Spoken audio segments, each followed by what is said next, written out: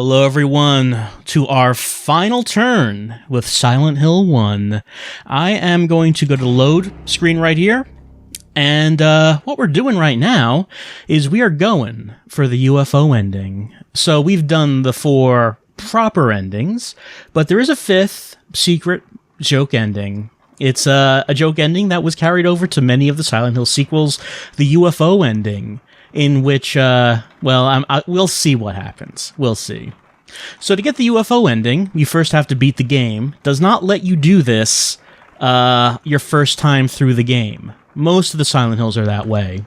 The exception being Homecoming, which does let you get the UFO ending your first time through the game.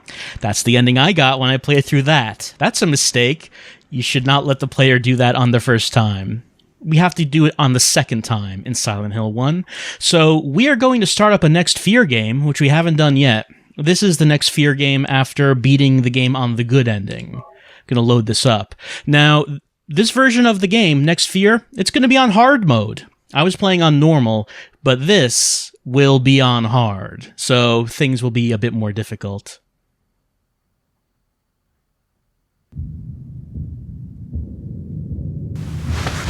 In Next Fear, Harry wakes up in the diner. We don't do the first part of the game, the part where we chase Cheryl down the alley.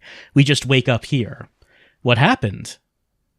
Was the previous playthrough a dream? Did any of that happen? Well, who can say? There's no Silent Hill series, remember? There was just the one game. Was I dreaming? Probably. We're going to skip this. We're going to skip all the cutscenes as we go for the UFO ending. Harry's not sure if he was dreaming. He remembers going through Silent Hill and fighting some kind of god, but he's not really positive about all that. He doesn't really remember it very well. It's just he knows he has to go find Cheryl. He has to find his daughter. That's the only thing that he knows. So this may all seem a little bit familiar, but that was just a weird nightmare that he had, right? None of that happened. Probably.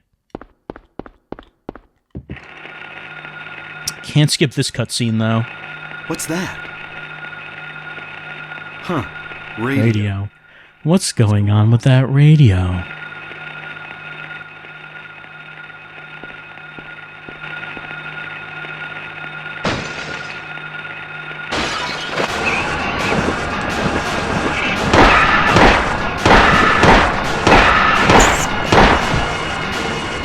This is not a dream. What's happening to this place?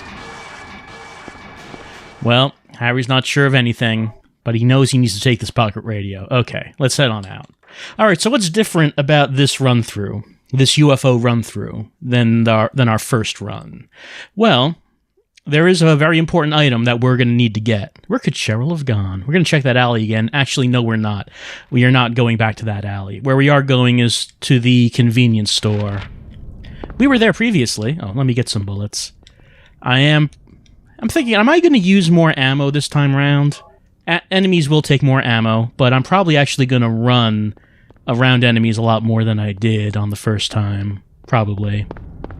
Yeah, so we went to the convenience store during the first run, and there were some healing items and such in there.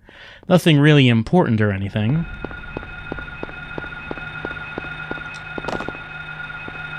I like how that guy's just hanging out on the trash can. Harry rudely interrupting him. I guess he was asleep or something. Okay, the important thing is that in the convenience store there's something new. It's this. The channeling stone. This is what we got for beating the game. A mystical stone possessing power. If used somewhere, the result will be... Nothing here. Can't use it here. I mentioned before that I don't know how anyone figured out how to get the UFO ending. The reason I say that is because getting that ending requires using the channeling stone in a few different parts of the game. There's really no indication about where those places are. You just have to know. We'll see examples of that. It'll be a little while before we get to the first one, though, I think. Okay. We got that. That is our most important item. We will need to remember to use that when we get to the places we need to be. What I'm going to do right now is go get the keys, which are in this area of the map. We have not gone to the house on 11th Street yet. Technically, Harry doesn't know he needs to collect 3 Wizard of Oz-themed keys. But the player knows, so let's just go over there right now. There are some things on occasion that you can't do until Harry knows about it. One example of this is getting the key out of the doghouse on Levin Street. Harry needs to get the note that says to look in the doghouse before he will look in the doghouse. But finding these keys are fine.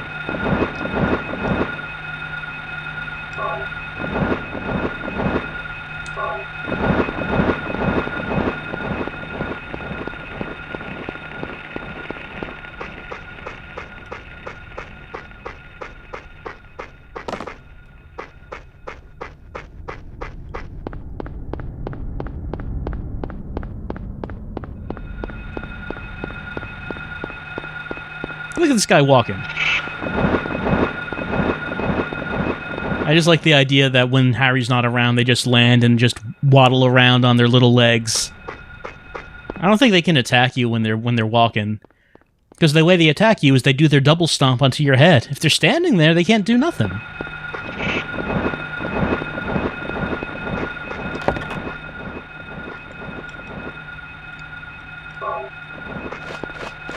Health will be very important in this run. Oh, I thought the game might have froze for a second there. No, it did not. Okay. Yeah, I think I'm going to be using a lot more health items than I'm going to use ammo in this run through, because enemies will be doing some damage to me. It's not going to be like this casual, easy-going playthrough that we had on normal. It's gonna get a bit more intense than that. So I do need to pick up as many health items as I can.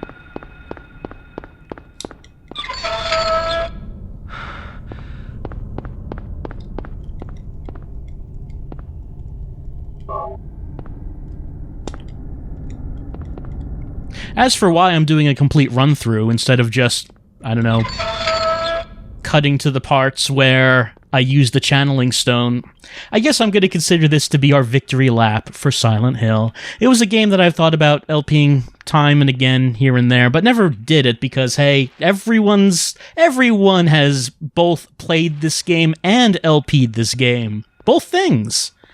And even though it was a game that I really liked and a big part of my game-playing history, it was just something that I felt that, I don't know, well, would there really be a point in doing that, and LPing Silent Hill?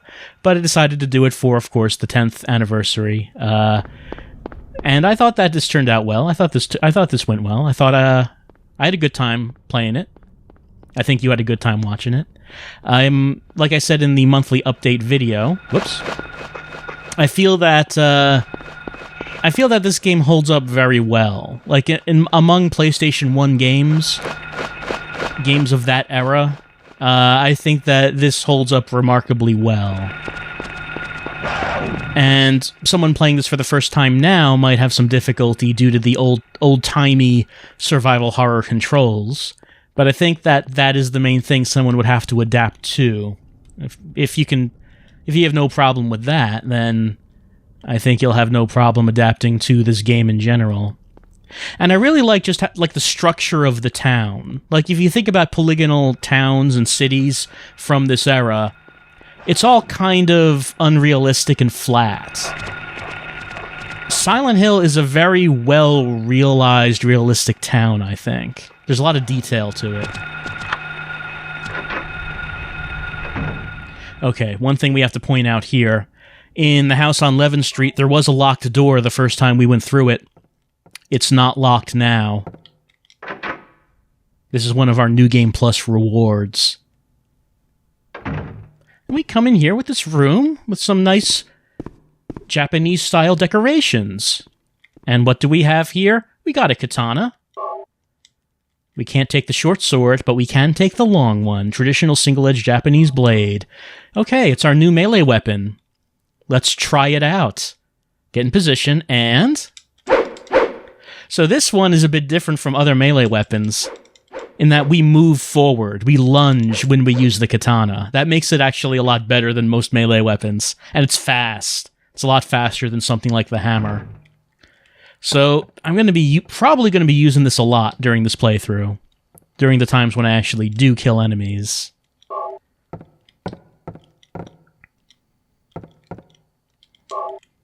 But I might as well pick up as much ammo and health as I can as I go through here.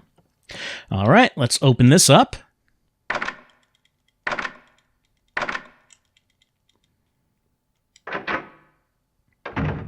It's getting dark.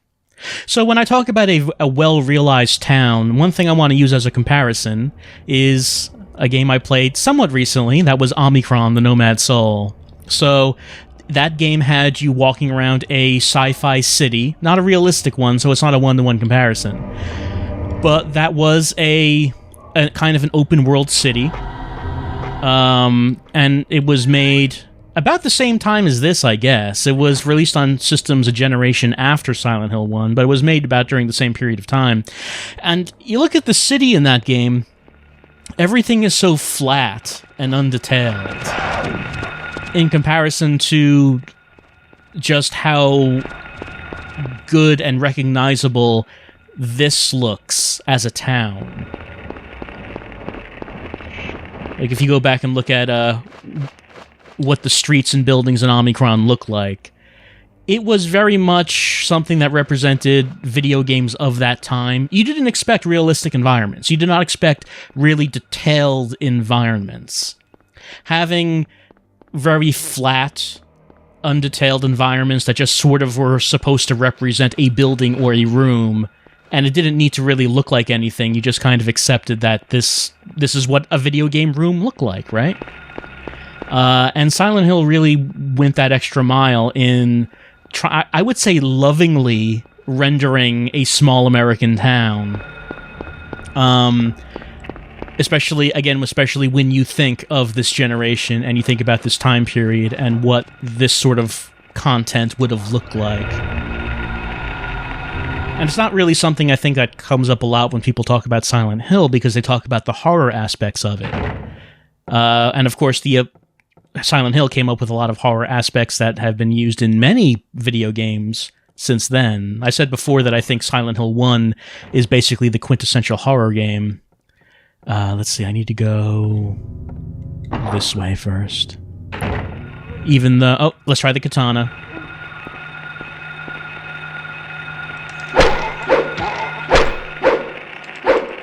Oh, he got me. But it is fast. But the enemies are tougher, since this is on hard. Yeah, I do think that Silent Hill, even though the gameplay of Silent Hill certainly did take cues from Resident Evil, I think that a lot of what Silent Hill did is basically the template of what you see from basically every horror game of the modern age. In terms of using darkness, in terms of trying to be psychological. That doesn't always succeed, but a lot of horror games do try to be psychological. Where do we want to go?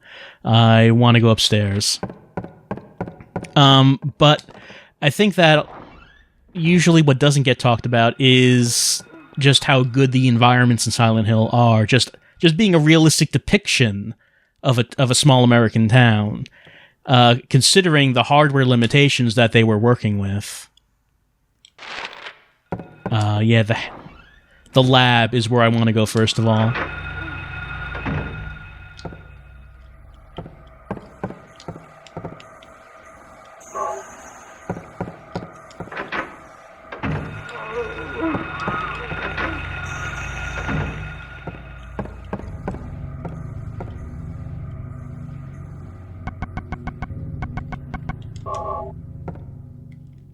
All right. Get this, and back we go. Nothing to worry about. Don't need to worry about that hand.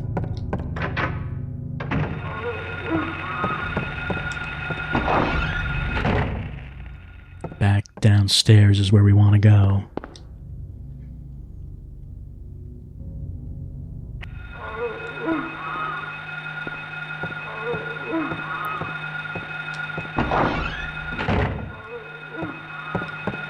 Enemies are back. So, I think that on hard mode, there's a lot more enemy respawning. So clearing out hallways of enemies might not be a good use of your time. Yeah, see, this guy's back.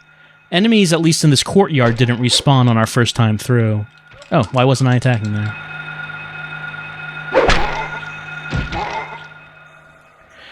I think I am hurt, yeah. So trying to clear out all the hallways and rooms might not be much of a point to it because there's a bunch of enemies that will just come back. Alright, next we want the music room, which is also on the second floor.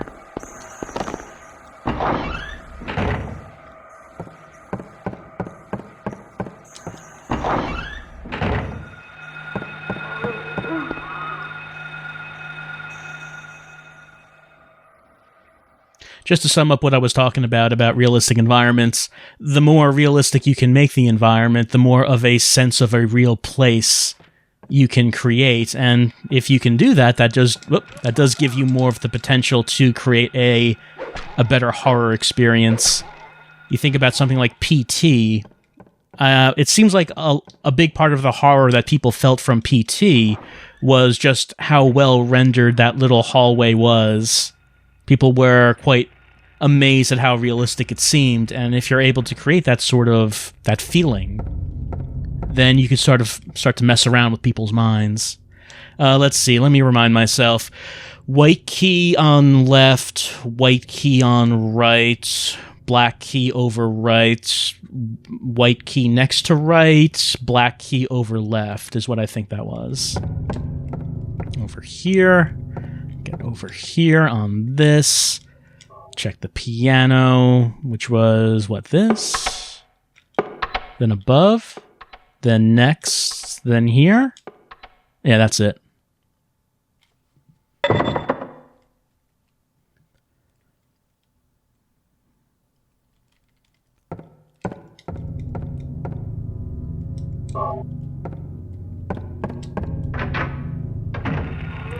And now let's just head back downstairs.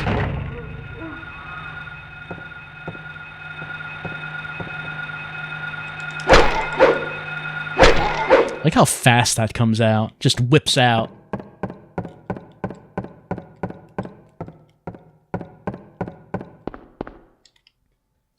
Of course, the katana is not our only bonus weapon for New Game Plus. But I think it is the best one. Should I go through that door? Yeah.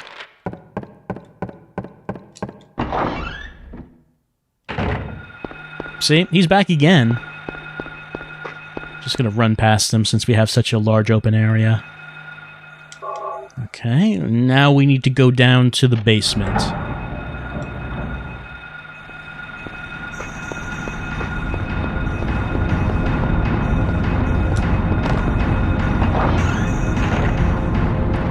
Let's see, due to the locked doors, I can't just go directly to the lower right, which is where the stairs are. I have to go up, then I think past the chemistry lab and head to the stairs in that direction, is I think how that goes.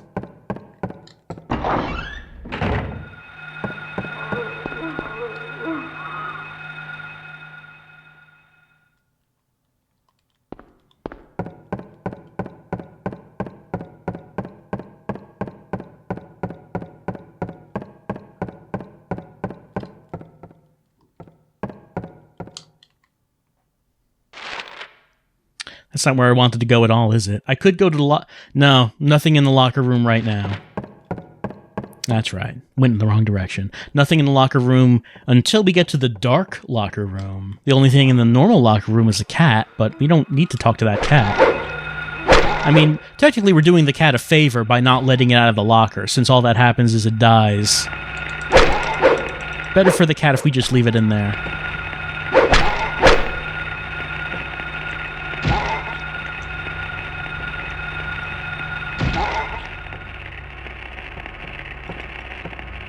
Someone else still around.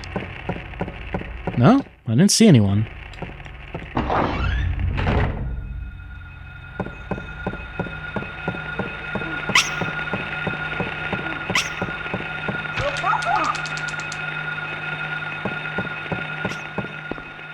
Oh, Hold on, my controller's rumbling.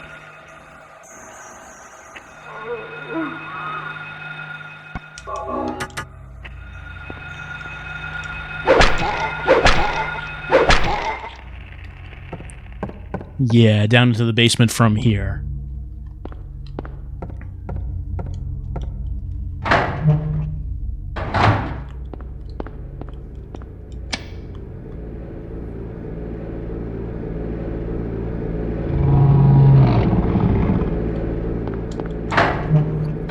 Then back up we go. And then we go back into the courtyard.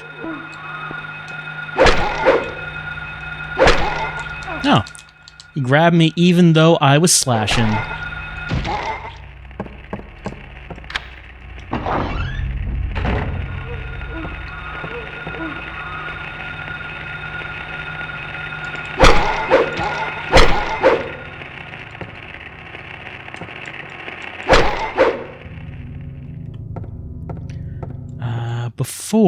Well, let me just see something. Yeah, I might as well go into the infirmary before I head into Dark Silent Hill. So I can get some health. Yeah. And, okay, yes. Since I will be needing these as we go, just better to make a little pit stop right there. These guys are back. Well, only one of them, so I'll just run around. Alright, then down in here and through this door.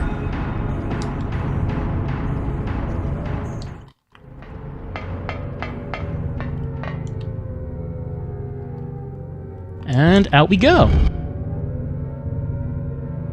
Harry comes out. He's all confused. He doesn't know what's going on. But there's a big seal right here that we will be seeing many times during the game. And we know now is the seal that Alessa is putting down all over town to try to, I guess, lock out Dahlia. Though Dahlia tells us that the reason for the seal is that Alessa is trying to damn the town to the abyss. The implication she gives is that if Harry had never started on his little quest, that Alessa would have succeeded in locking Dahlia out, I guess.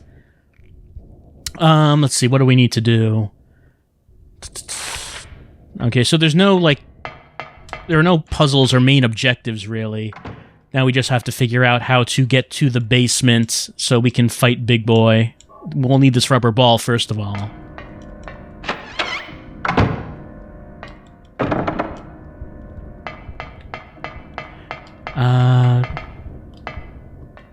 I think there's stuff in the side room here. Yeah, this one right here. So yeah, Harry's quest throughout pretty much the whole game is just benefiting Dahlia. He's just doing her bidding. Unbeknownst to him.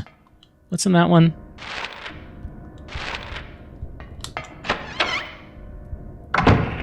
Oh, enemies. Bugs. Large roaches. That's what was in here.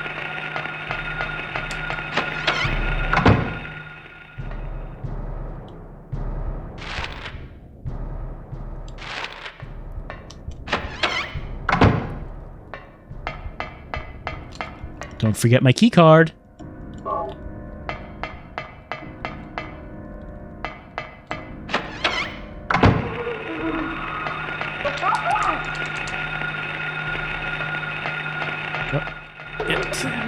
Run around him. Get to the door. There we go. Is there? Yeah, okay. I thought there was a health drink down here. Whoop.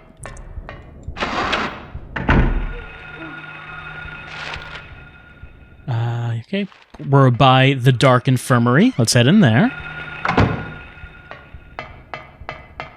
Because we can pick this up.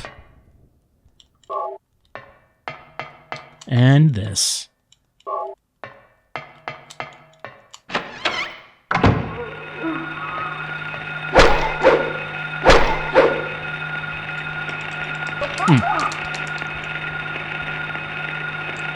Oh, that's why I was turning. Wasn't sure why I didn't attack that guy. It was because Harry was trying to stomp the other one. Controller's rumbling again.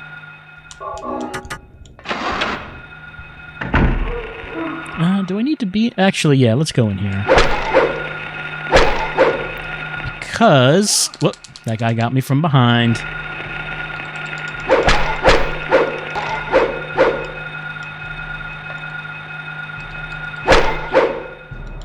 Yeah, the reason I wanted to come in here is because on this wheelchair, which is very confusing, why is this here, is this. So let's take that.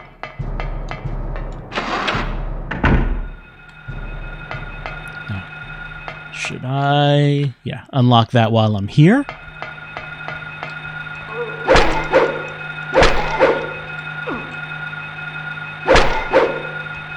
That guy's still standing.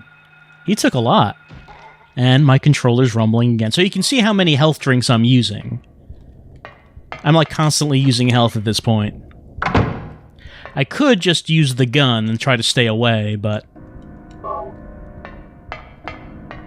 The sword is a lot of fun. And we might as well use it since it's our brand new Game Plus weapon. Use the card. Get through here.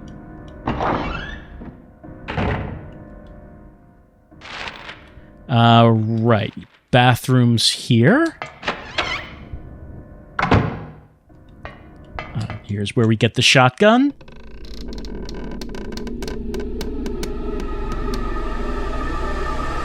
How horrible. Do we acknowledge that? Yeah, okay, yeah. We do acknowledge a hanging body. Why would somebody...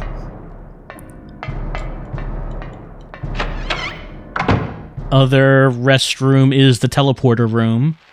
You can get some items there, but I don't think we really need to. We don't really need to go out of our way. Speed, you might guess, is sort of my priority here, since we are playing through basically the entire game to get to this ending. Alright, get our phone call. While that bug is still crawling around. Fortunately, it cannot hurt us in the cutscene. Oh, many enemies surround me. Let's go up here.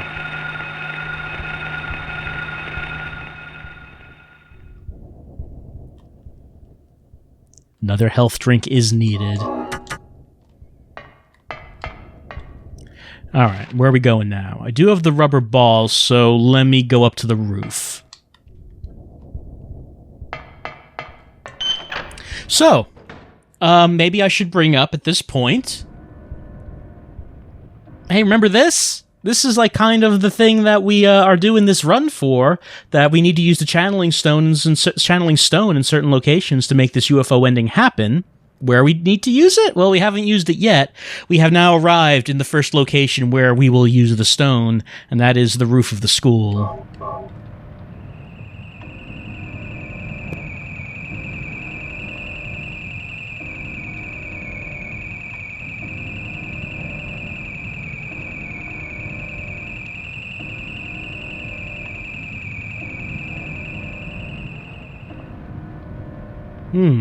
Now what was that? You know, there's nothing around here which indicates that is what you're supposed to do. Again, I don't know how you'd figure it out. Oh, let's use that rubber ball. Let's see, let's find that thing. Yeah, I don't know. There's really nothing here to indicate that you need to do that. I guess people who found the UFO ending, did they do it just by... using the channeling stone in every room in the game to get something to happen? That's what I have to assume. Because how would you know? Ah, that's right. We can't use that until I go over here and look down here. There's a key. Okay, now I can use the drain. But I do have to imagine that if you did not know about what the channeling stone did, and you just happen across that scene where Harry sees something in the air, in the night sky, and then it goes away, and then the game just continues as if nothing happened. That would probably have been pretty creepy, I think. That seems like a pretty creepy scene if you just happen upon it and you don't know what it is or what's happening there.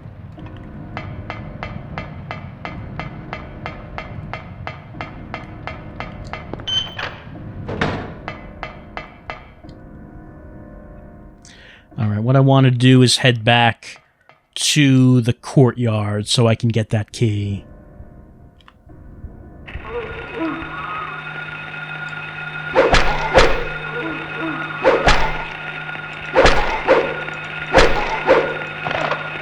Don't think that sword is going to help me with the bug. Probably not. It's probably a bit too low. Oh no, got it! I did get the bug with it. I didn't expect that.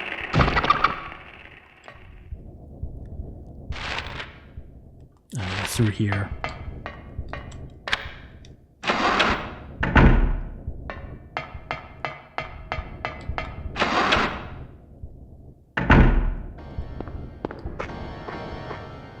And here's where the key came out. Get that. That's the classroom key. Let's see. What do we need to do at this point? Any place that... I'm just looking around right now, just trying to remind myself. Is there any... Well, we've barely done anything on the second floor at this point. The locker room is where I need to go.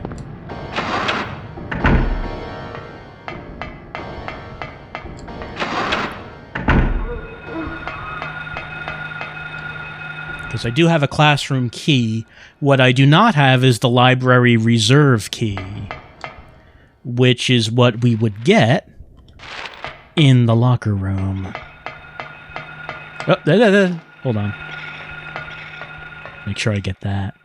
Also, yes, I forgot. I can't just run down the hallway. I have to go through the classrooms to go down the hallway. Oh, actually, was that the door I wanted to go through? No, it's not. This one is where I wanted to go.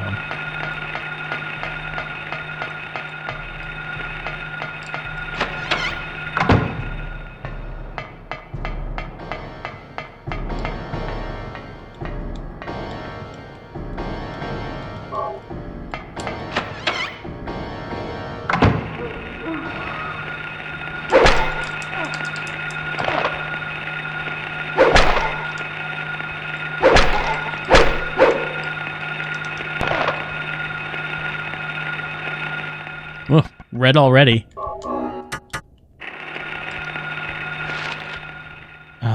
Yeah, through here.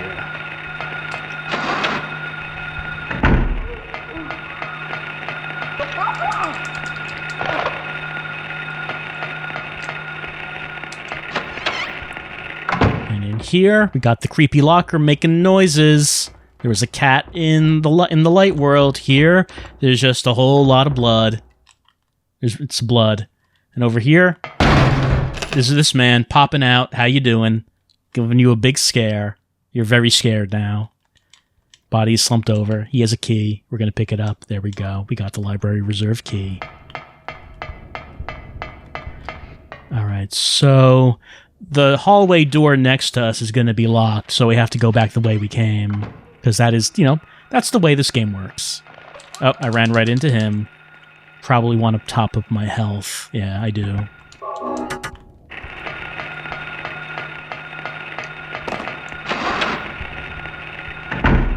And I'm going to need to go back through the classrooms. I shouldn't have ran into him. Just should have kept hugging the wall.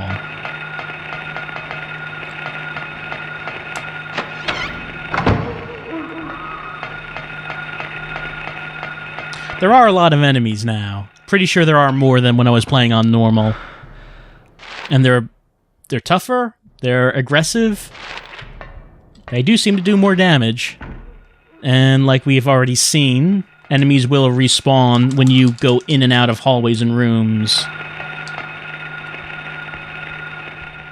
Need to use another one already. So, It is important to get as many health items as we can when we're going to play on hard. Hold on, over in here. Yeah, up here.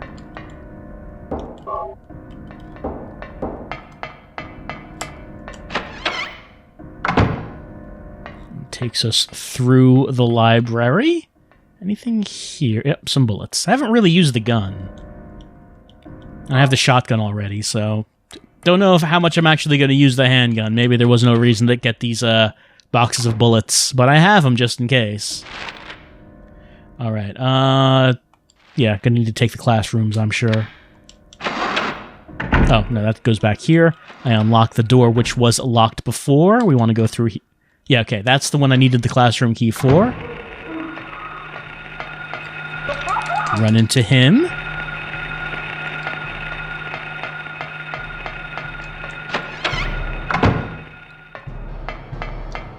Get the health drink.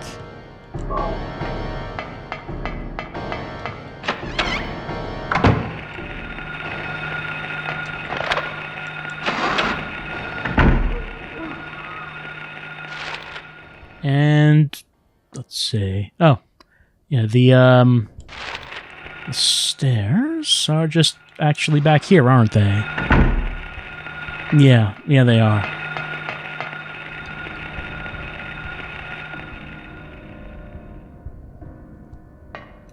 All right, so that brings us down into the basement. Make sure I don't forget to go into the storage room, since there are goodies. There is stuff.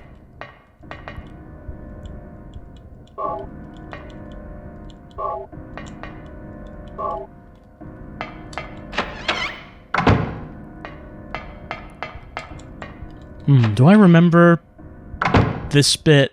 What was this? I turned this right, I think. Probably should have made sure I memorized certain things before I came here. And then stop, and then this right.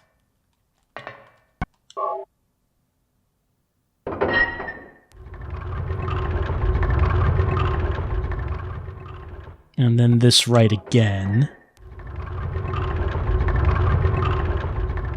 Yeah, that's it. And down we go. You know, I realized that I was wrong about something I said during the main run. I had said that there are no checkpoints in this game, so you better make sure that you save often. It is true that you do want to save often, but I realized that I was wrong about the checkpoints thing. It turns out that there are indeed checkpoints. You don't know when you hit one. There's no indication of it. But it turns out that, yes, there are some checkpoints. And there is one checkpoint right before we come into this fight. So I'll give an example of that.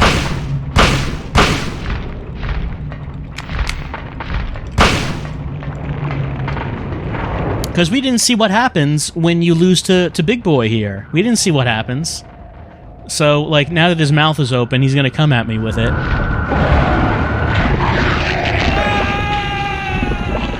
Oh no, he's gumming me. It's gross. He doesn't have any teeth or anything. I pick continue. Oh, it's all soft and mushy. Saliva's getting all over me. Yeah, and then we start here. So yeah, the game, it does actually be nice. The game actually is nice to you once in a while. Which is kind of unusual for survival horror games of the day. Checkpointing was not the ubiquitous thing that exists now, really.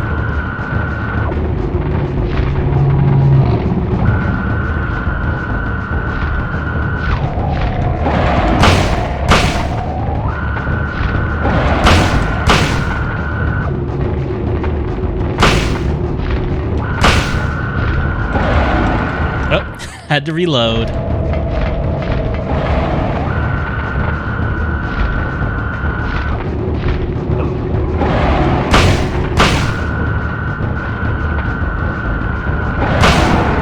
And as you may have noticed, he was a lot tougher this time. He took a lot more shots into his big mouth with the shotgun than it took the first time round. Alright, then we're going to meet Alessa. We're going to see her for the first time. She's hanging out in the basement because she's here to try to hide from Dahlia. And Harry, he runs in here, kills the monsters, kills the lizard, and Alessa's all, wait, what? How are you here? This is supposed to be my hidey hole. You are not supposed to be here. Would you please stop following me and killing all the monsters? Because that's kind of my defense mechanism against my evil mother.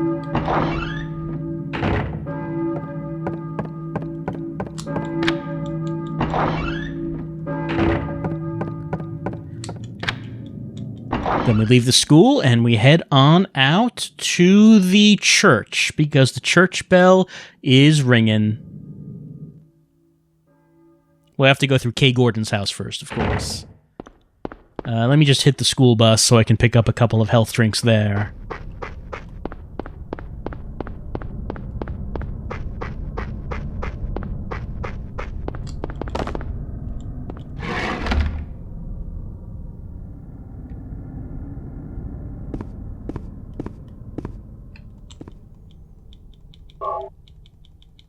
All right.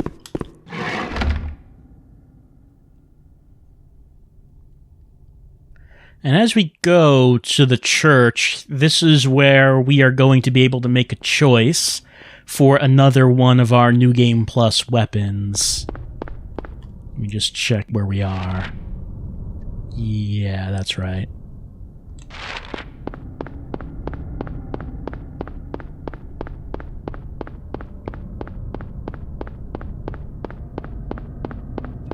Even though we didn't identify where Kay Gordon's house is, it's fine. It'll let us use the key anyway.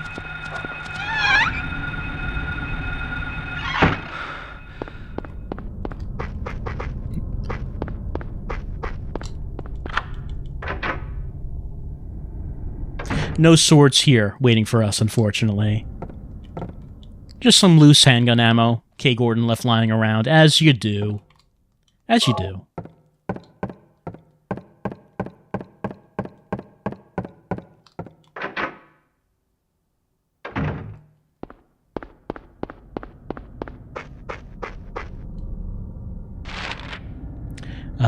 Let's see. Now we want to... Okay, no, that one's a chasm, yeah. That direction is. Any health drinks around here? Yep, there's one up here.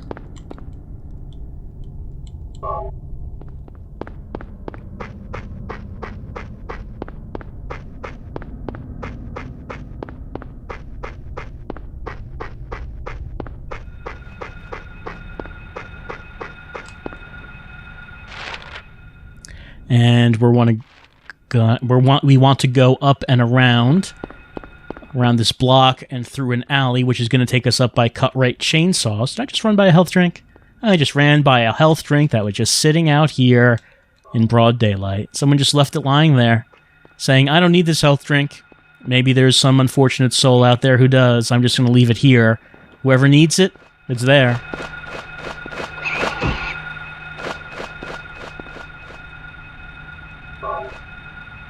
And I'm going to use it already.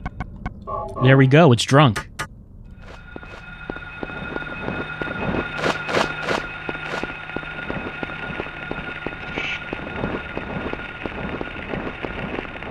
Now, even though we're going by cut-right chainsaws, we cannot get the chainsaw at this time because we don't have any fuel for it. We need fuel for the chainsaw before we can take the chainsaw. But fortunately, we will be finding fuel pretty soon.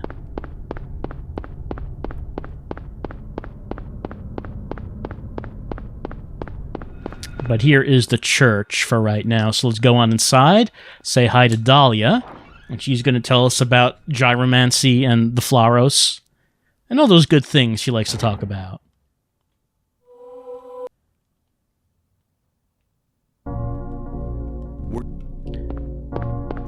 This over here.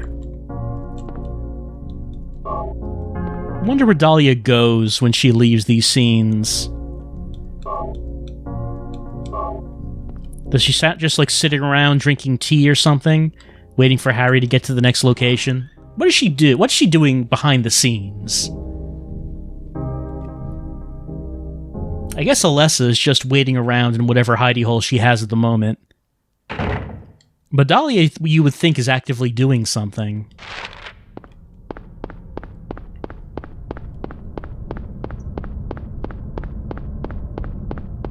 We know Sybil is trying to find a way out of the town and not succeeding. Alright, here we are at the gas station. Now, last time there wasn't anything in here. There's something here now that we're on new game, and it is a gas can. Let's take that. The gasoline tank, it's fuel for chainsaws and rock drills. And that's it. Doesn't fuel anything else. You can't use it to fuel a car and drive out of here. No. It's fuel specifically for chainsaws and rock drills. Don't put it in anything. Don't put it in a car. The fuel says what it's for, and it's not cars. Alright, now we only have one tank of gas, but we have two potential weapons we could use with it.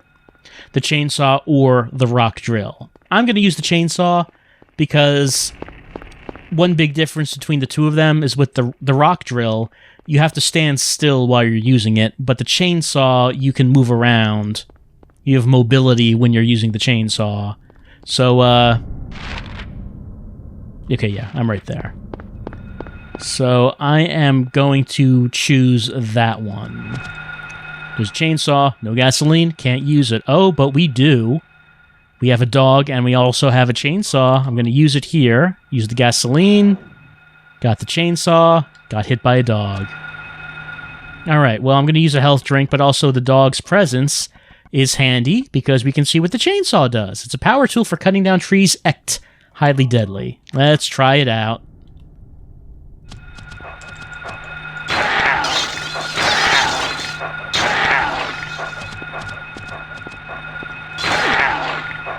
Odd sound it makes.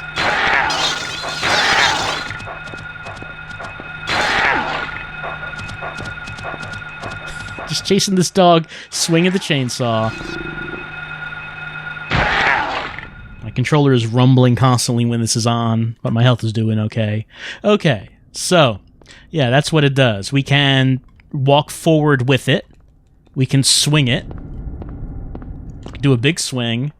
So you can move around while you're using it, and you don't actually... The chainsaw can hurt anything by touching it. You don't actually really have to hit something with it, which does make it useful. It makes it handy. It's a much more mobile weapon than any of the other melee weapons, but I don't think it's that powerful. I'm not actually sure what the reason would be to use the rock drill instead. If there's anyone who is a proponent of the rock drill and knows why you would use it instead, let me know. But the chainsaw always seemed to me to be the better weapon of the two. We'll use this for a bit, since we just got it.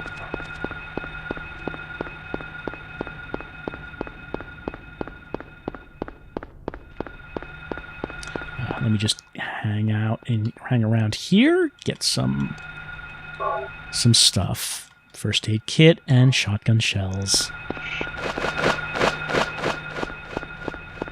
So that gas can is basically between the rock drill and the chainsaw.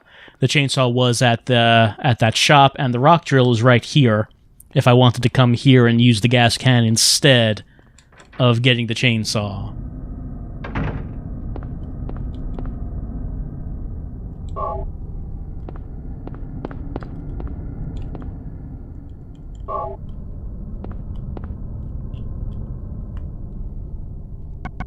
Use this key here. All right, there we go.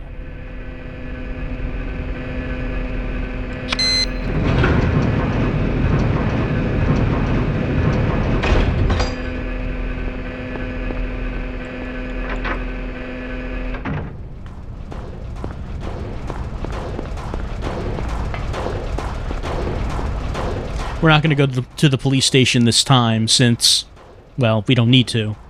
We're just going to head directly to the hospital. I mentioned before that I do consider Silent Hill to be the quintessential horror game. I was saying a little bit about why, being that when you look at what are considered to be horror tropes in video games, this is basically where a lot of that came from. Now, certainly there were movies that heavily inspired Silent Hill. The movies that I think of right off the top of my head are Jacob's Ladder and Hellraiser.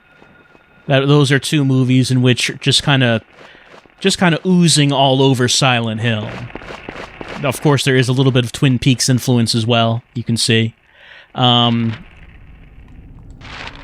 So, it's not that the horror tropes that Silent Hill has, it's not like it was invented a lot. Invented a lot? How can you invent something a lot? It's not like a lot of that was invented by the game, but in terms of being used in video games, this was the first time that a lot of these elements were seen. So again, when you're a kid and you're playing this and you haven't actually seen any of those movies, a lot of this is pretty mind-blowing. Like, you think about horror games today, and you think about how much of them are about people who are not sure what is real and what is fake. Oh, am I dreaming all of the things? Maybe none of the things are real.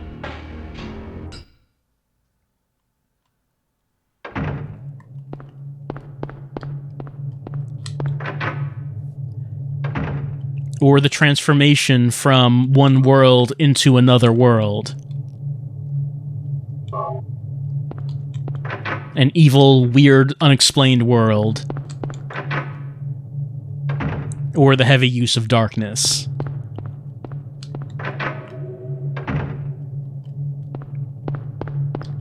Of course, Silent Hill 2 has a certain trope. Let's see, which one do I want to go in? What do I need to go in? Storeroom, conference room? I don't need to go in the kitchen or the director's office, because those would be what I need for the Glophitis, and that's not what I'm getting in this run-through. Silent Hill 2 does have a certain trope that has been used in many horror games, which is the unreliable narrator, without giving too much details about the story of Silent Hill 2.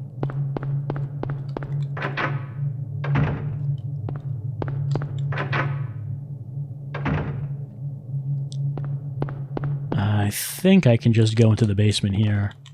Yeah.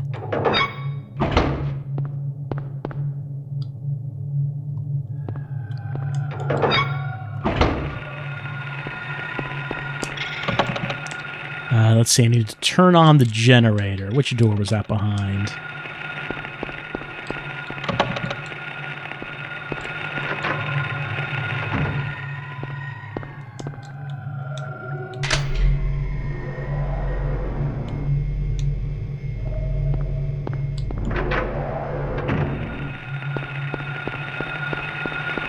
Now I can just use the elevator here. And I mentioned Silent Hill was heavily inspired by certain movies. Of course, Silent Hill itself had a movie. It had two. And the Silent Hill movie is generally considered to be one of the better video game movies. Of course, when it comes to video game movies, that's generally not a compliment to call something a video game movie. They generally don't turn out that well. And the Silent Hill movie was, yeah, one of the better video game movies. I do think, though, if you want a Silent Hill movie, that the movies that inspired Silent Hill generally end up being the better choice. Let's go to the scary fourth floor. When the Silent Hill movie first came out, I really liked it, but I watched it again recently, and I don't know. I don't know. It comes off more like here is a checklist of things from Silent Hill. Here, we checked off the boxes. Do you see them? They're here. Alright, now let's go through this place, which we'll eventually come to again as nowhere. But right now it's not anything particular. We just run through it and go back down to the third floor.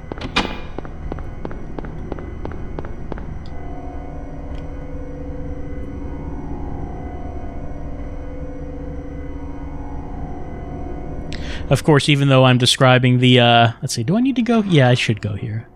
Even though I'm describing the Silent Hill movie as a checklist, it certainly is a lot better than the sequel.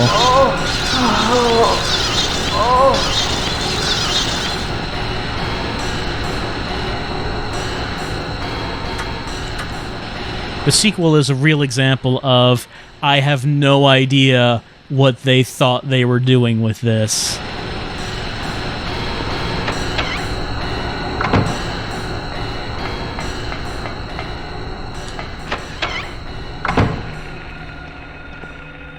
Like, it's actually kind of amazing. Oh.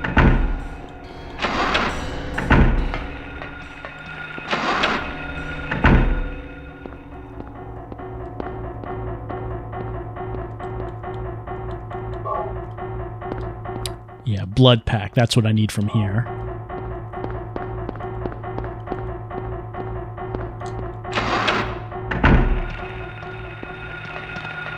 So, chainsaw...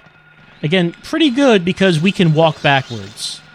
When they slash at us... Whoop, didn't walk backwards in time. But I can walk backwards to defend myself. Oh, man, please.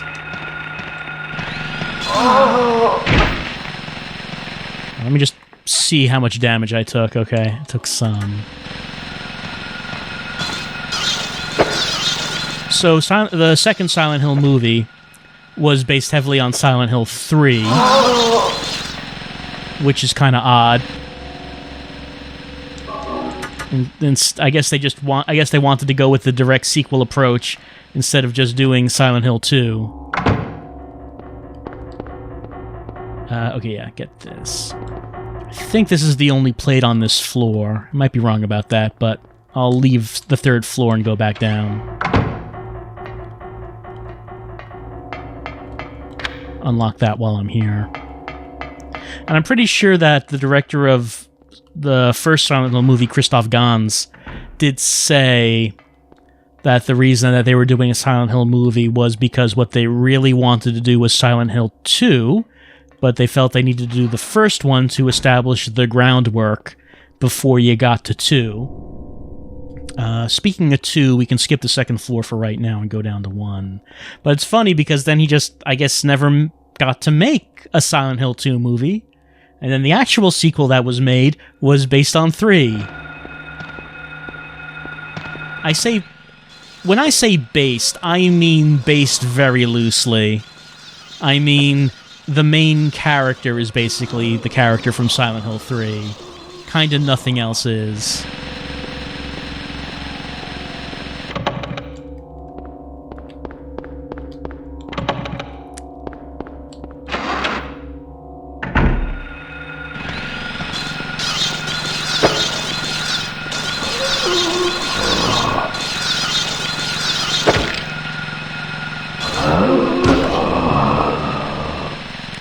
Switch to the katana and see how it does against these guys.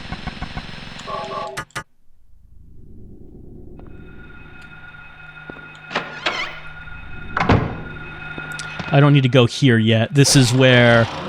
Yeah, okay, look how fast that was. The katana is serious. It gets business done.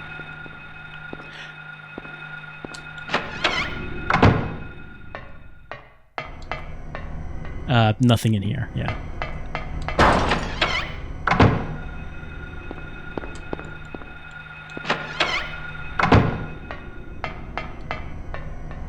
Don't need that.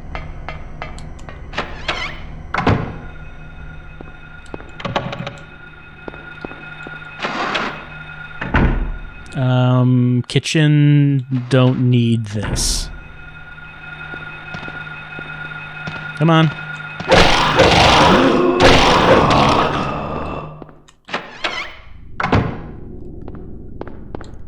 I do need this, however.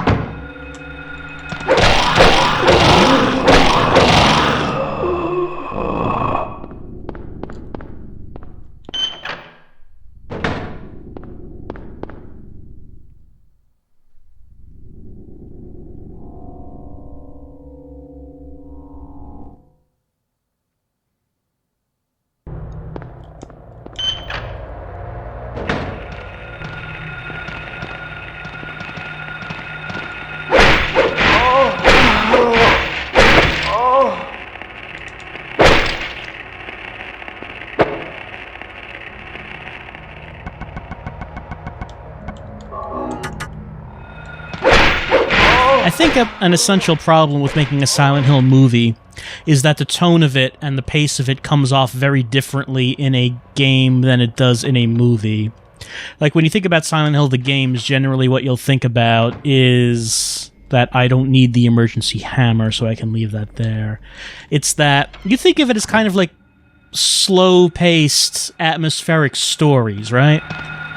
But the reality of it is that it is about a protagonist who is wandering around a town shooting and stabbing everything in sight. You don't really think about that aspect of it, though, right? Oh, hold on.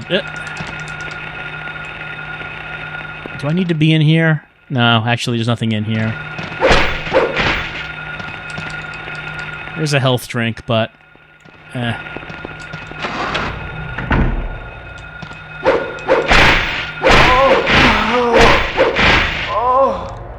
So, Silent Hill 1 is a very... is there nothing down here that I need? I guess not. Maybe I was misremembering. Okay, let's take the stairs.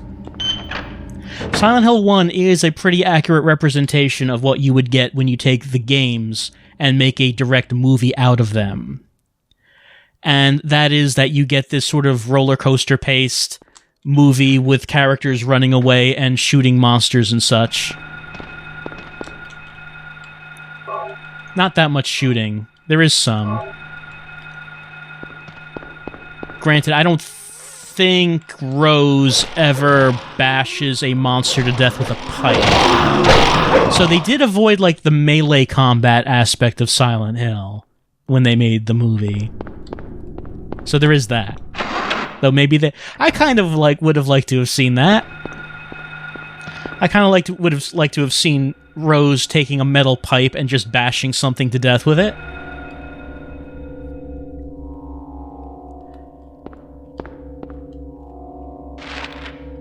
But I think that... Getting a little scratchy in the throat.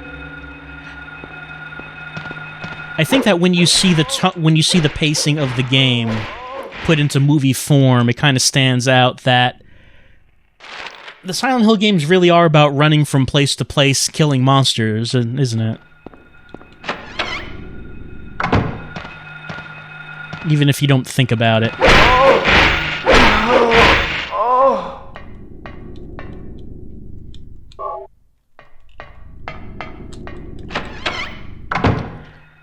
Not that much monster killing in the movie, really, though.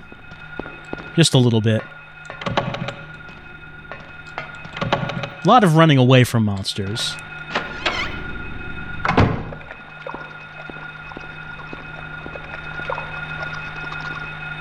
I guess what I'm thinking that it feels... When you see it in movie form, it feels a lot more like bombastic and like a roller coaster ride than is the tone I get from the games. Because in video games are very bombastic. So, in comparison to a lot of video games, yeah, Silent Hill is slow and atmospheric, but in comparison to most movies, it really isn't. Which is why I tend to think that Jacob's Ladder is a really good Silent Hill movie. Because that's a slow-paced movie compared to other movies. Do I have everything now? No, I have only 3. Which one don't I have? Have not been in the restrooms. I cannot go in the restrooms. Alright, so there must have been a plate on another floor that I didn't get. Let's see, so I went through there. Trying to speed through things, but maybe I just slowed things down because I didn't get what I needed. Let me go back up to the 3rd floor, see if I can go in those rooms that I didn't go into. And of course, Jacob's Ladder, if you made an accurate depiction of that in a video game, it would be incredibly slow with nothing happening. That pacing would not work in a video game. Here's the birdcage. Nothing in it now. Anything on that bed? I don't think there is. No, there's not.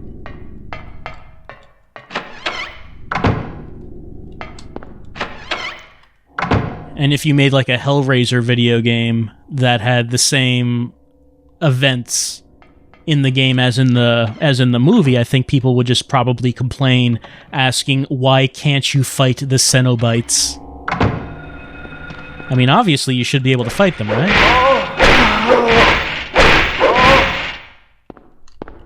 Here's the metal plate on the wall, but we won't unscrew that until we get to nowhere.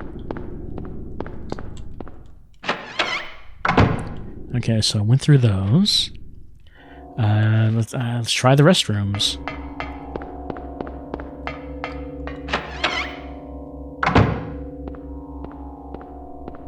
That's what I was missing.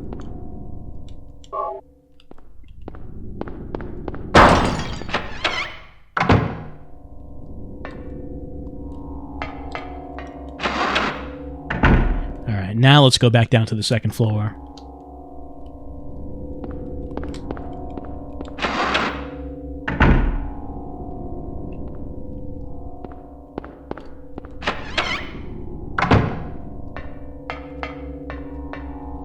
Let's see, the order, just to refresh my memory. I need blue, orange. No, wrong ones. Hold on. I need blue, green, yellow, red. Blue, green, yellow, red.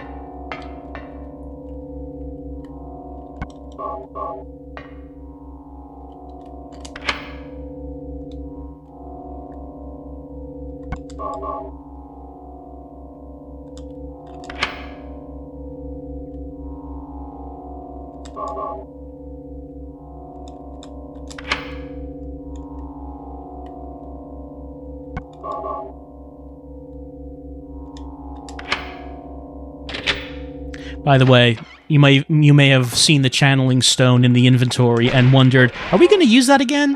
Haven't used it in a little while.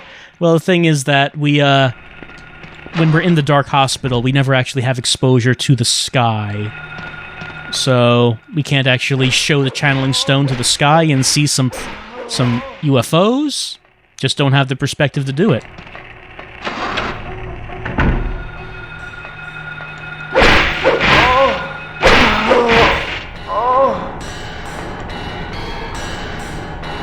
Right, basement storeroom key. That's what we needed here. Anything else?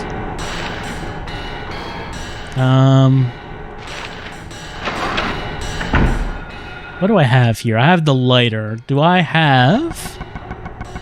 Nope, I do not have the alcohol.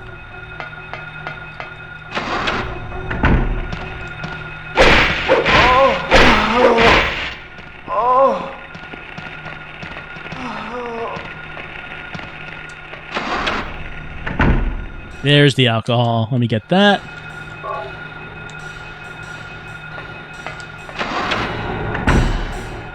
And let me head... Can I unlock that? Yeah, I can. Okay. Let me now head back down to the basement. Oh, if I'm going to do that, I might as well unlock the elevator door here. And just take the elevator down.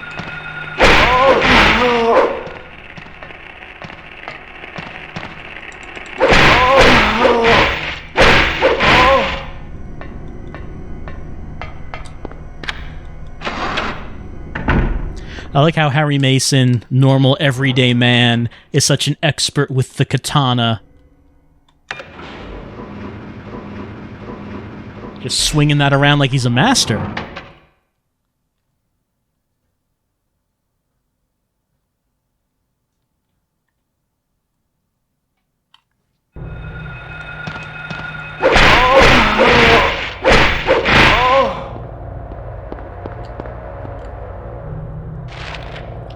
Okay, it's this right here.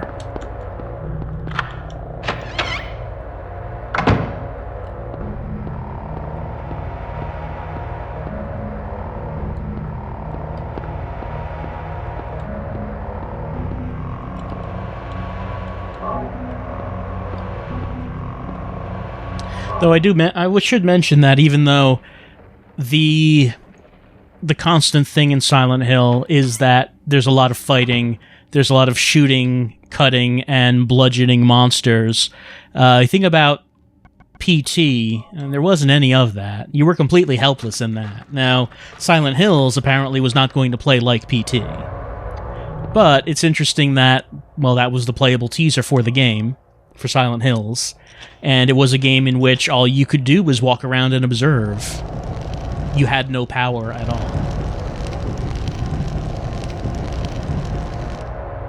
So I wonder how much of that would have made it to the final game. Or would the final game just have been more of a traditional Silent Hill, where you are armed to the gills with guns and melee weapons, and you're going to kill a whole bunch of enemies? How would that have gone? I don't know.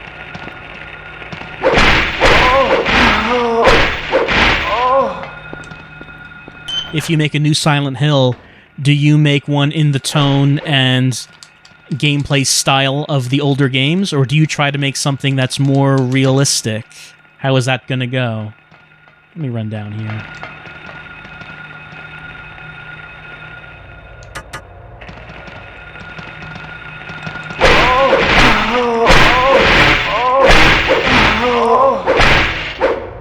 Katana's also long enough that it can hit multiple enemies at once.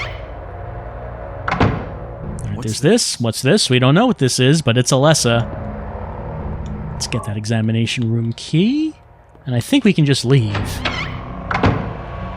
We got the key, and that's what we need to get into Lisa's room.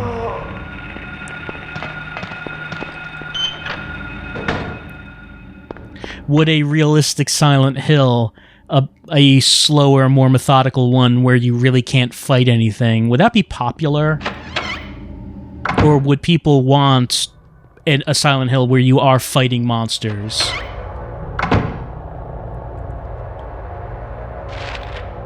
As video game graphics become more realistic, and you have like a photorealistic Silent Hill, does it become a little silly to have so much combat? I don't know.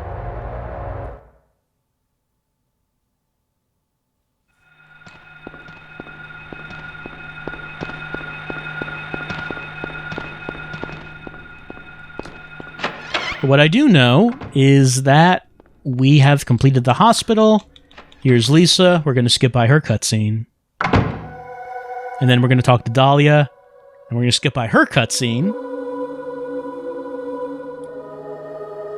We're going to get the key to go to the Green Lion Antique Shop, and then we are heading on our way there. Was I dreaming? It's the question Harry always asks. He doesn't know if he's dreaming. What's real? What's fake? Who can say? This is the only game in a series, you know? It's not like there is going to be a sequel. So who can say what was a dream or what was not?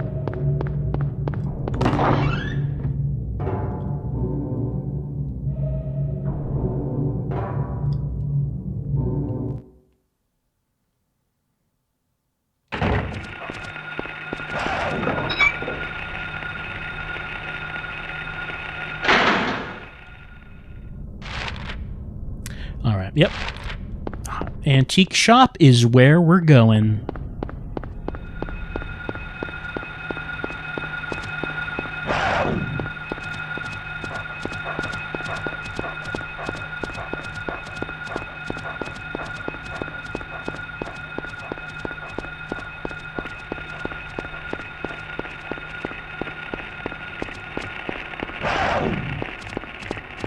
You know, I was just talking a couple minutes ago about making a realistic Silent Hill, but I do think that there is something that this game gains a lot by having such not realistic graphics, by having graphics that were restricted from the technology of the time, and that is that Harry doesn't really react to much, the character himself.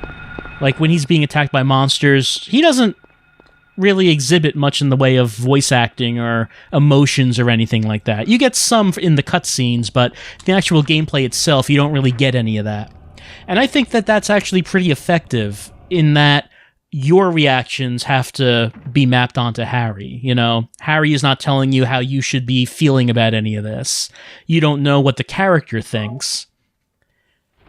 You don't have the character really telling you much about these experiences that the character is experiencing. Rather, you just have to sort of interpret it yourself.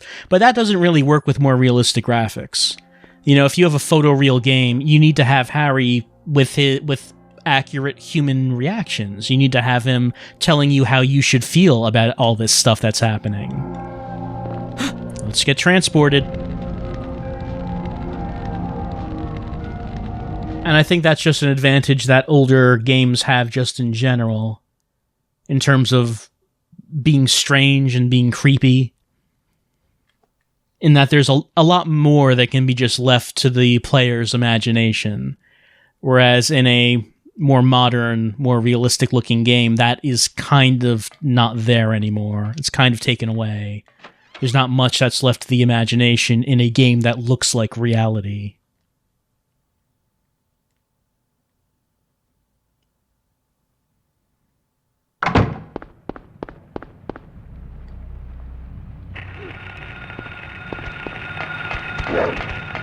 Alright, so now we're running down to the town center. Being chased by these rompers. Rompers want to play, but I do not want to play with them.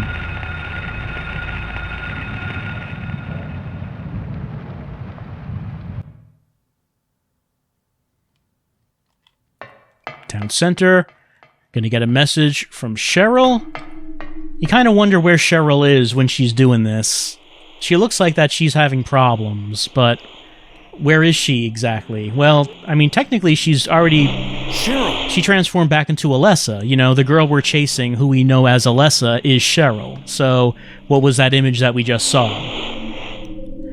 And what was that phone call that we got from Cheryl before? You know, one thing I was wondering was, maybe those messages, maybe Dahlia is sending the messages to sort of spur Harry on.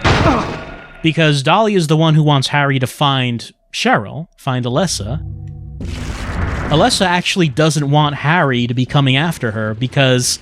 Oh, I never noticed you could see the hunting rifle from that scene. It was just right in camera. It was just there. I never noticed that. Yeah, Cheryl herself does not want Harry to find her, so I'm wondering if these messages that we see are actually just coming from Dahlia.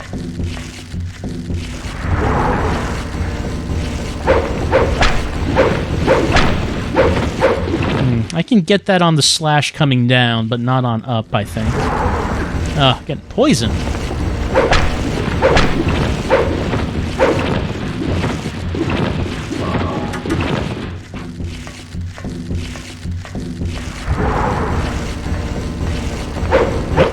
Did not mean to turn that way. Probably would be more effective to just use the shotgun, but I like using the katana. Alright, let's just get at the shotgun. I'm not doing too well with this.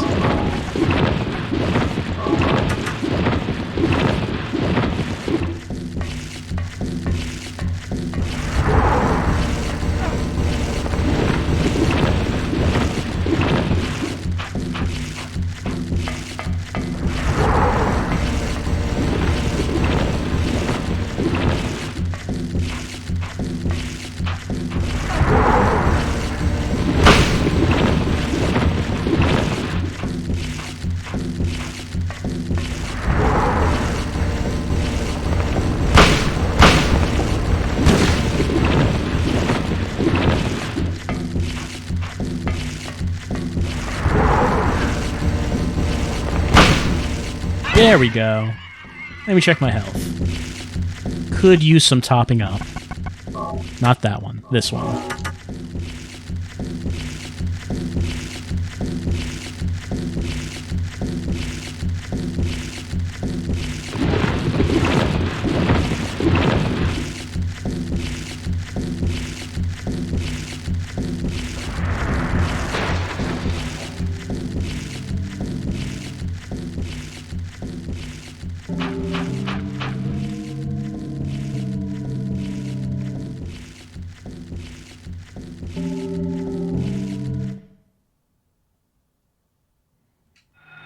Just make sure I have my bearings. Yeah, okay. I want to turn this way, and we're going to head down to the hospital because we got to go talk to Lisa.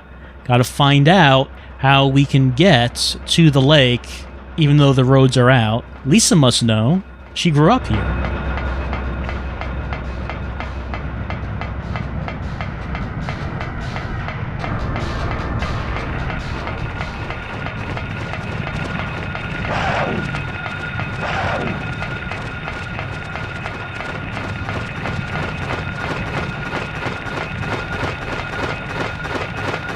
I hear it. Let me just check where I am right now. Okay, yeah, let me turn to the left. Hang left and go down here. Oh, that's a dead end. They caught up with me.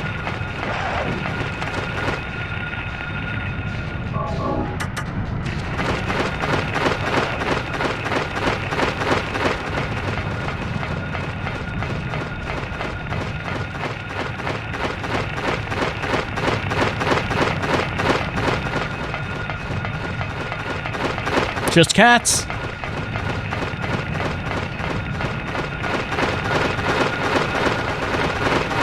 So many. There's so many flying around. Okay, keep going straight.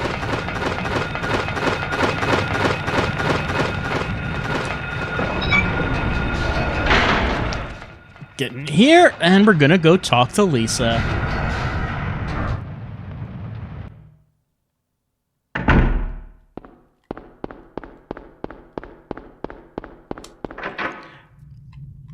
She gives us the idea that we should go through the sewers, because where else are we going to go? And now we're out.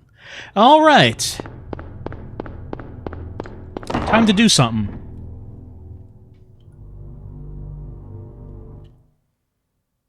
Those dogs still out here? No, they're not. All right. It's time. This is the second point where we need to use the channeling stone.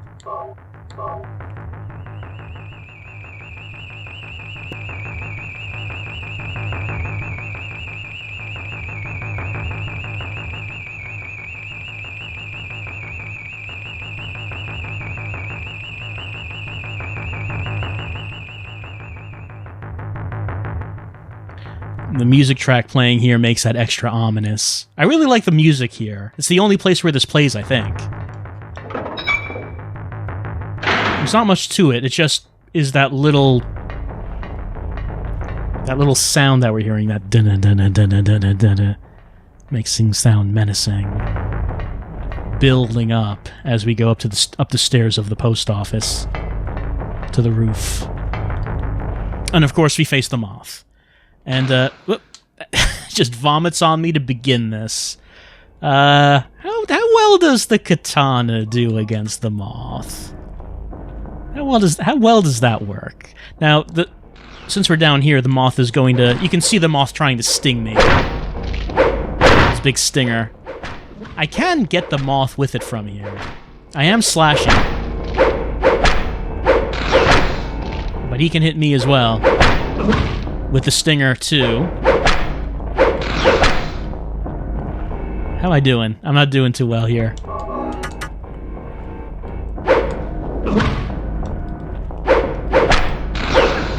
Alright, maybe... He's doing more damage to him, to me, I think, than I am to him, so maybe I should just get out the shotgun and do this normally. So we could just hang out here on this level of the roof where we can't really get a good look at him. Better than the last boss, though. Also, a bit easier to get up close to him to shoot. We just have to make sure to avoid the stinger. Like that. Like I didn't do right there.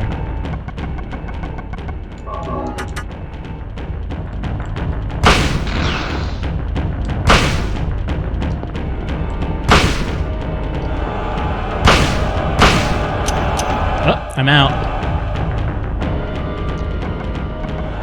Don't have too much in the hunting rifle. I guess I won't be using it much in this playthrough, so that's fine.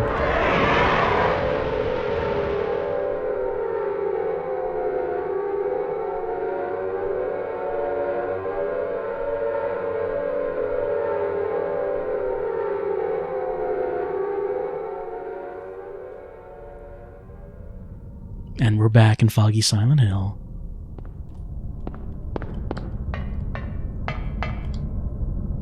So, in a more realistic game, Harry might be talking right now saying, "What's going on? I can't believe any of this. A giant moth? Fiddlesticks," something like that. But in this game, he really doesn't mention anything about it. Like, it just comes and goes without comment from Harry, and I really like that, actually. That you don't get him to fill in the blanks for you. You just have to think about it yourself.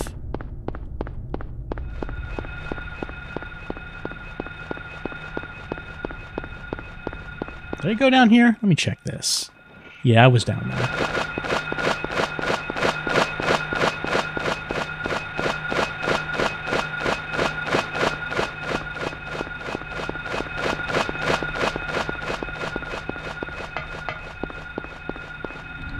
That flyer is not going to be able to get to Harry because we're about to teleport.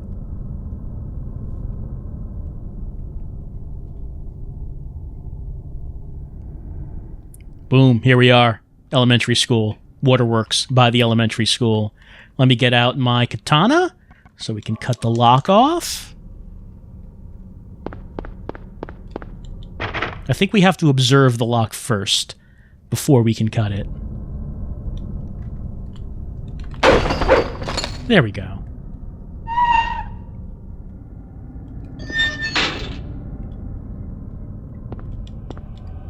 Down we go.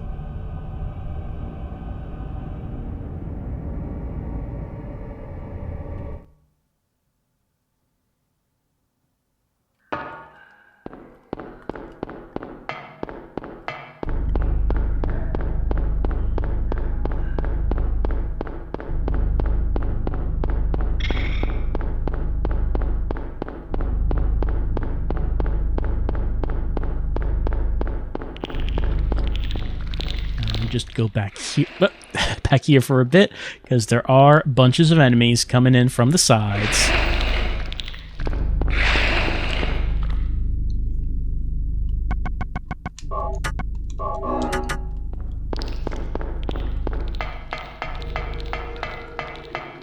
Is this the locked one? It is, yeah. That's what we need our sewer key for. We gotta go find that key before we can unlock that.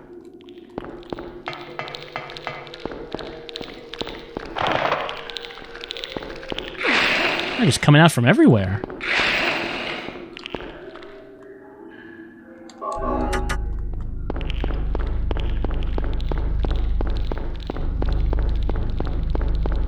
Those green guys do seem to be able to attack fast enough that they can hit you even if you're swinging with the katana.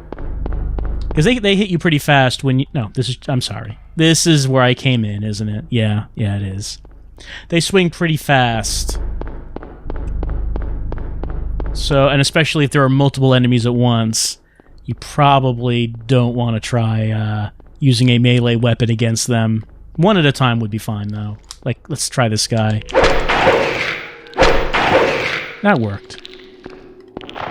And also there are the bugs, which are going to get in the way.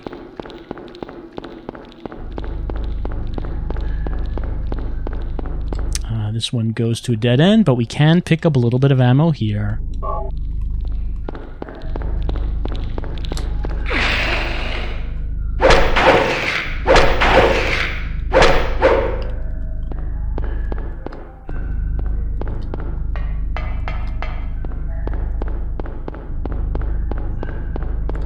Yeah, that's not what I want now, is it? What is it? Just trying to think about where I want to go.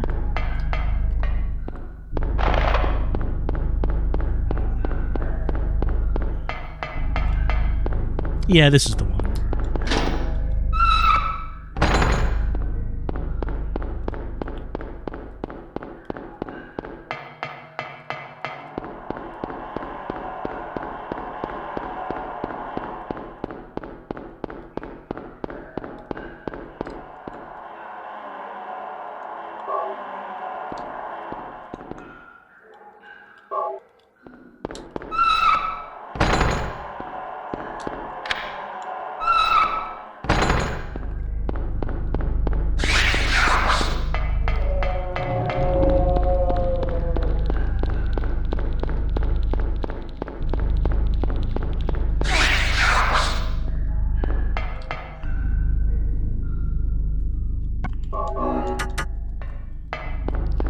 Obviously, we're not going to be using the channeling stone anywhere down here, since, you know, there's no sky above us.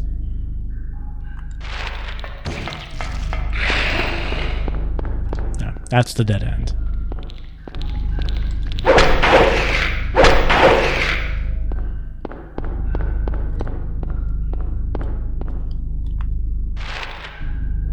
Right, that way.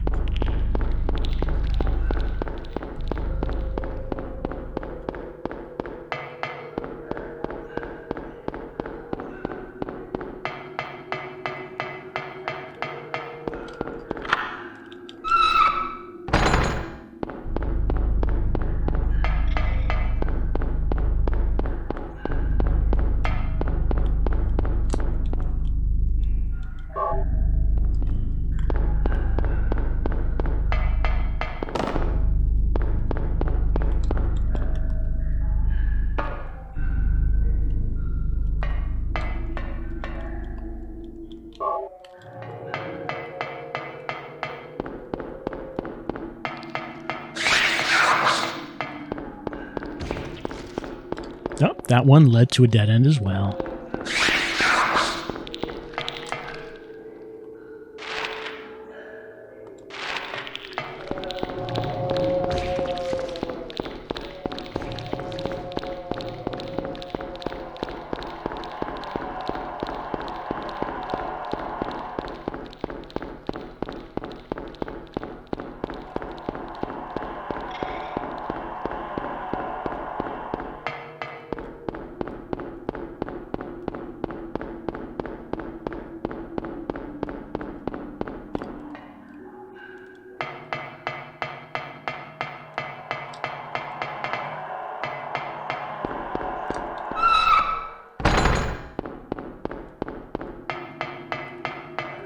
Just something that came to mind. I was just thinking about, what I wanted from horror games after Silent Hill. Because, this really changed the standards of what a horror game would be, what it is that you would expect. This was much more, it was much more... what would you say? Well, when Resident Evil 1 came out, even at that time, everyone knew the voice acting was bad. Everyone laughed at it. And, it was a tense game, but it was also comical.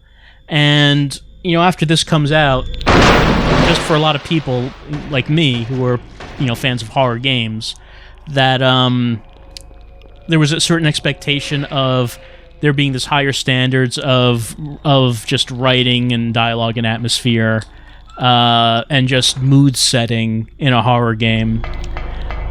And the existence of this game is probably why, when I first bought Illbleed, I was so disappointed by it. Because this game comes out, and I'm interested now in serious horror games, So, an example of something else that I liked from the time was Shadow Man, which is much more action-based, of course, than most survival horror games, but I really liked the story of that game and the tone that it set. That was the sort of serious thing that I wanted out of my horror games. And then Illbleed comes out, and I get it because it's a horror game for the Dreamcast, and I was really big into the Dreamcast at the time. And man, that game was not what I expected or wanted. That game was the opposite of Silent Hill. It was the anti-Silent Hill, and I did not expect that at all. And as time went on, I appreciated the game more. But it seems weird to me that Illbleed came out the time that it did, because there really weren't that many horror games at the time. That was really not.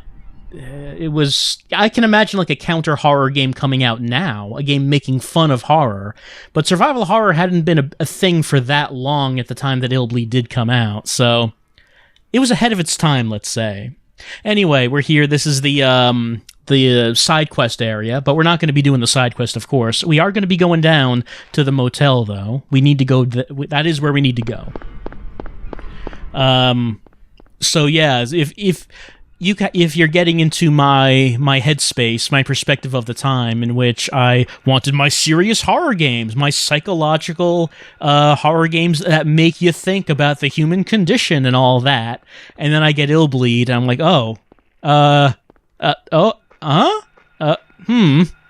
I don't know about, I did pay $50 for this, but, Alright, so the hotel is this way.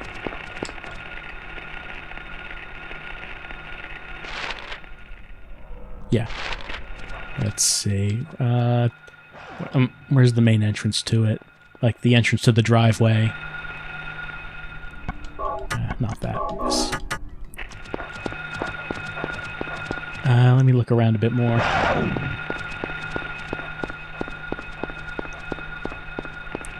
So yeah, I think that more time needed to go by, and for there to be more in the way of horror games, and bad horror games that maybe took themselves too seriously, for me to be able to appreciate Illbleed more for what it was. I didn't really look around this area too much during the main run, but there's like a whole bunch of doors. They're all numbered. They're all jammed except number 3, which is Kaufman's. So you could encounter this area and wonder if there's anything here, but you don't know for sure until you get Kaufman's key, and then you can go into his door. But the reason we're here is because I need to be here, and here specifically, to use the channeling stone again.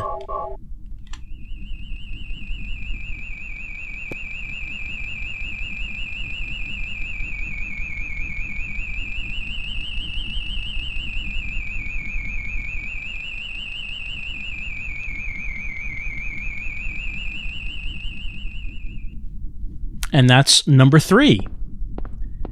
Third spot for the channeling stone. Again, how was anyone supposed to figure out these things? How did he figure out that you used it here? All I can think of is that someone must have just used the channeling stone at every possible opportunity, in every room, on every street, just constantly hoping that something would happen.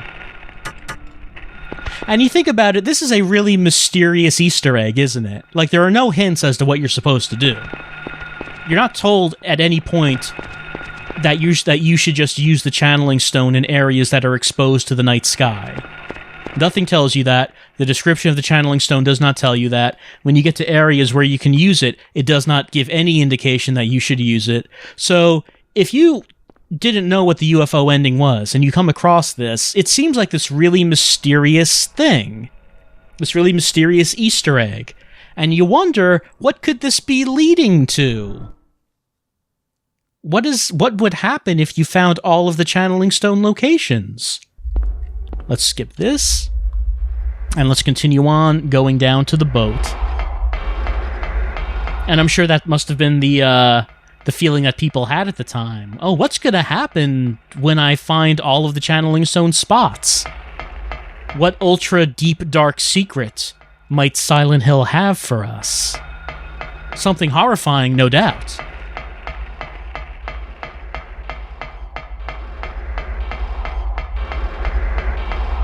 Okay, let's make a left at the Octagon.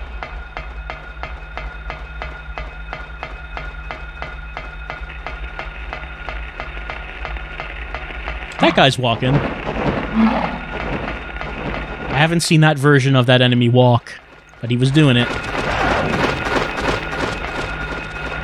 Hold on. Controller's starting to rumble.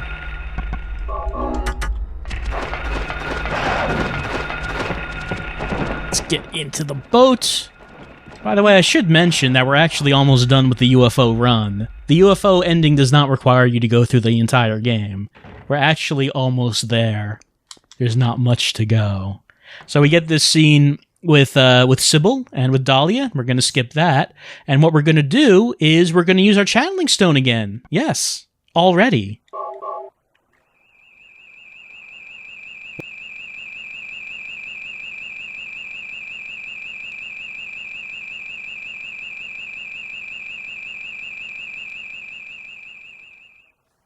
There were multiple of them that time. What could it possibly mean? Alright, so Sybil's going to the amusement park. Harry is going to the Lighthouse. So let's get over there.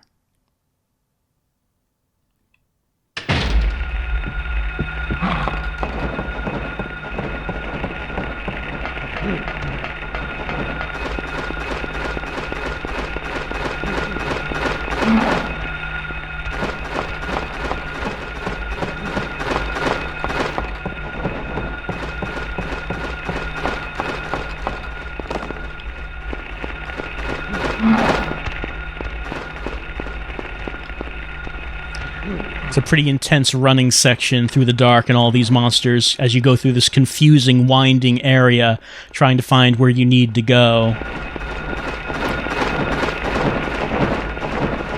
And eventually you do. Eventually you find your way. And eventually you make it to the lighthouse, which is just up in front of us, I believe. Yeah, we're getting there. And since we're getting there, that means that we're just about done with the UFO run and just about done with the Silent Hill LP as a whole. So, Harry must climb these stairs to find not just his ending, but the ending of this LP. And I hope that you've enjoyed watching the Silent Hill LP and enjoyed watching this UFO run. I just thought I'd just do the whole thing in one go. We have reached the top of the lighthouse. We have found Alessa. But we are going to skip that scene because Harry has a scene of his own. We're at the lighthouse, which is the tallest spot in Silent Hill, and it's exposed to the night sky. So let's use the channeling stone one more time.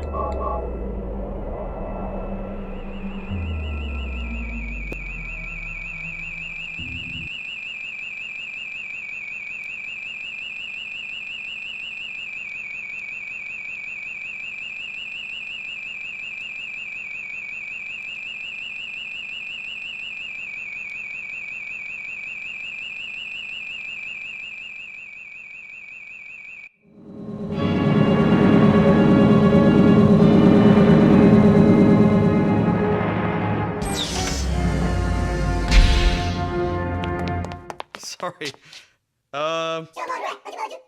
Let me ask you, have you seen a little girl around here? Short, black hair.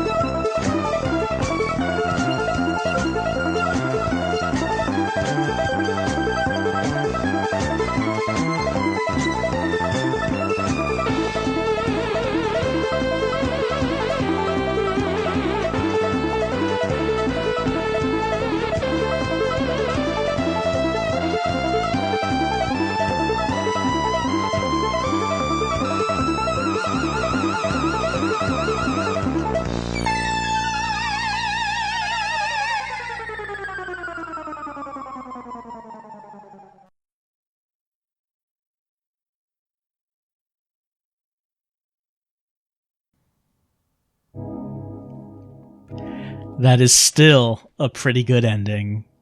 It's that ending is honestly kind of Illbleedish itself, and I just think it's funny, the idea that people would have spent so much time combing the game, trying to use the channeling stone in every area, wondering what mystery will be unveiled if they find all of the areas, and it's that's what you unveil. That's the UFO ending to Silent Hill. It is an ending that, if you had to figure that out by yourself, it would be really hard.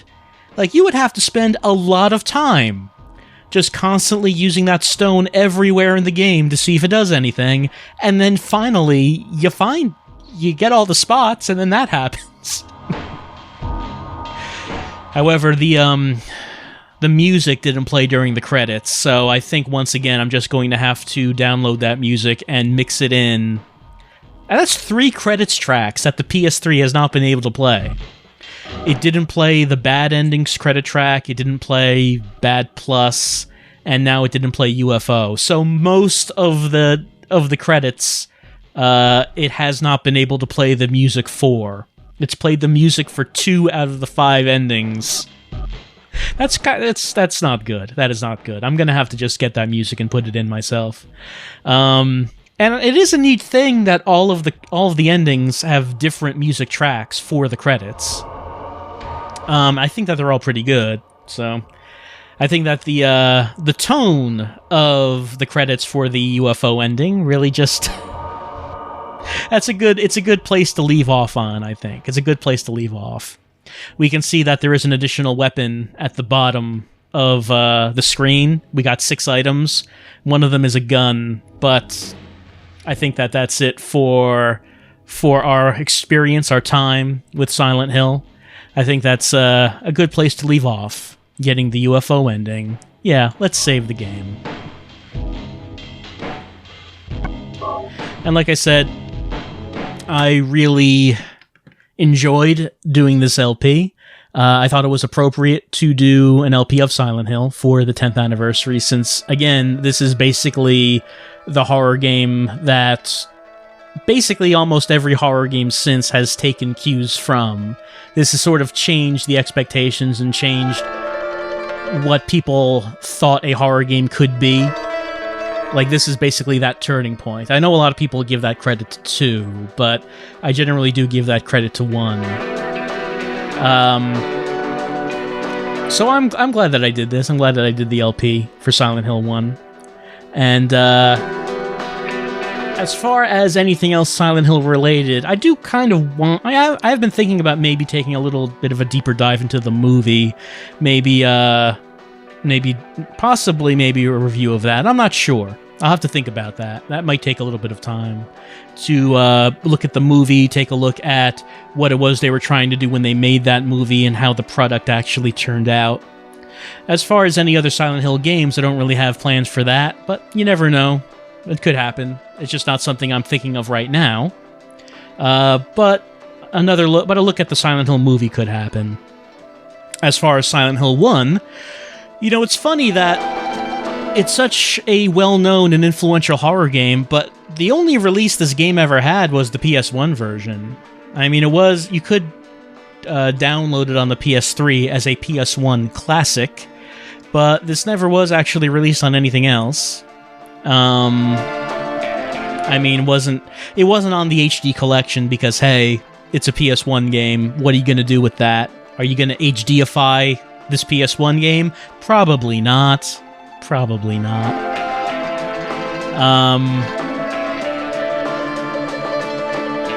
Shattered Memories was a reimagining of this, but I mean, that game is completely different from Silent Hill 1. Really, the only similarity between Silent Hill 1 and Shattered Memories is that it has a character named Harry Mason, it has a character named Cheryl, it has characters named Sybil and Lisa. Forget if Kaufman is in that. I forget that now. It has a character named Dahlia. I'm not even saying that those are the same characters as these. They're just characters who have the same names. So even though when that game came out, they were saying this is a reimagining of Silent Hill 1, I think that probably didn't do it any favors because it's not a reimagining of Silent Hill 1 at all, actually, when you actually see what it is. But as far as Silent Hill 1 goes, this PlayStation 1 version was the only release that it ever got, I think. Here's a little demo mode. Harry walking around town. What's he doing? He's listening. Oh, he's being attacked.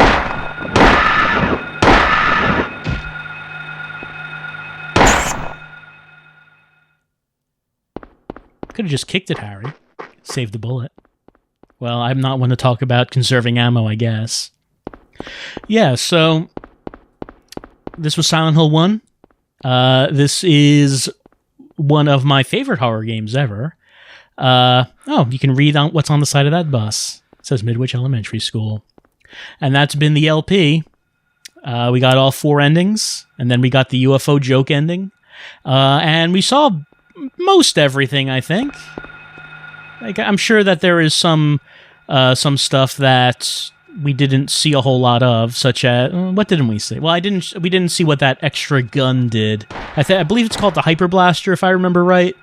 It's a super gun that you can get for, I think, beating the game on hard. Another thing I didn't show is what happens if you fight the last boss without any ammo. If you go into the last boss room and you have no ammo, when the fight begins, I believe the last boss just automatically dies because you have no ammo, and you can't actually do that fight with melee weapons. You have to have guns. So you can just automatically win that fight, I think, if you go in there without any ammunition. Didn't do that. But I think that I showed everything that I wanted to show.